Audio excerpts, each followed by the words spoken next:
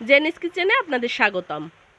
আজকে আমি করেছি টমেটো দিয়ে ট্যাংরা মাছের পাতলা ঝোল।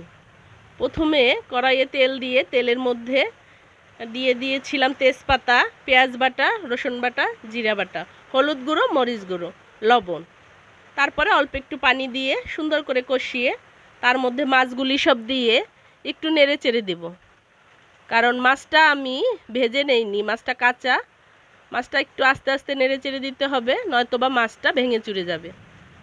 তারপরে মাছটা নেড়ে চেড়ে মাছটা একটু সেদ্ধ হলে আমি তার মধ্যে দিয়ে দেব টমেটো দিয়ে একটু নেড়ে চেড়ে তার মধ্যে পরিমাণ মতো পানি দিয়ে দেব। পানি দিয়ে আমি ঢাকনা দিয়ে ঢেকে দেব।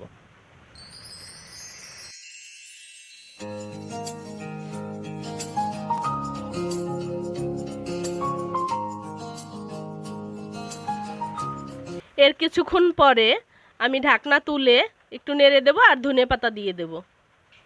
তারপরে সব শেষে দিয়ে দেব জিরার গুঁড়ো। আর আমার ট্যাংরা মাছের পাতলা ঝোলটি হয়ে গেল। দেখুন আপনারা কি সুন্দর হয়েছে এবং খেতে খুব সুস্বাদু হয়েছে। ধন্যবাদ আপনাদের সবাইকে।